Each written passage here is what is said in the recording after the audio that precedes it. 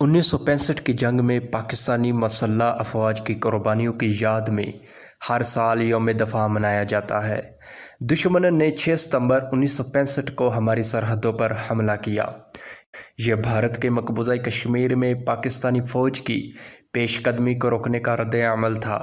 انہوں نے بنیادی طور پر لاہور، سیالکوٹ اور سندھ کے ریگستانی علاقوں پر حملہ کیا۔ یہ لڑائی 22 ستمبر 1965 تک جاری رہی۔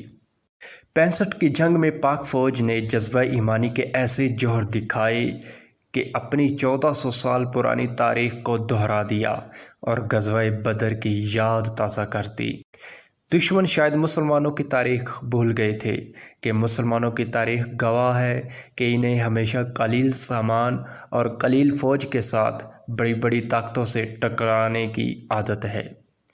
محض 2 لاکھ پیادہ فوج کے مقابلے میں بھارت کی پاس تقریباً 9 لاکھ پیادہ فوج موجود تھی، لیکن دشمن کے ان مذموم اور ناپاک ارادوں کو پاک فوج کے غیور، نڈر، بہادر اور جذبہ شہادت سے سرشار نوجوانوں نے چند دنوں میں ہی خاک میں ملا دی۔